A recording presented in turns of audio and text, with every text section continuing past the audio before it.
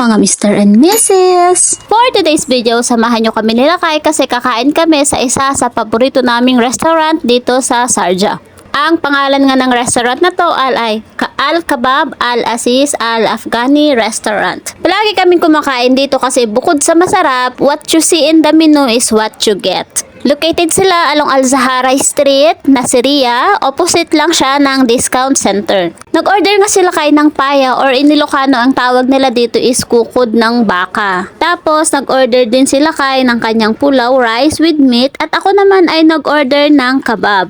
Meron nga din silang complimentary soup dito na ibibigay sa'yo habang inaantay mo na lutuin nila ang iyong order. Ang kagandahan pa dito, refillable ang kanilang sabaw. Kung gusto mo pa ay pwede ka lang humingi. Unlimited. Pagka-serve nga sa amin ng aming mga in-order ay nilantakan na namin. Ang usapan nga naming mag-asawa kahit once in a month pag nagsahod na kami ay kailangan din namin kumain sa labas. Dahil hindi naman siguro masama na ilibre namin ng isang beses sa isang buwan ang aming mga sarili pagkatapos ng isang buong buwan na pagod sa paghahanap buhay. Isa na nga din itong nagiging paraan para makapag-bonding kaming mag-asawa lalong-lalo na ngayon na hindi na kami parehas ng oras ng trabaho. At hindi na rin kami nagsasabay ng araw ng pahinga. Dahil ang aga na nga ng pasok ko at pag pumapasok ako ay tulog pa sila kahit tapos pag uwi ko wala pa siya.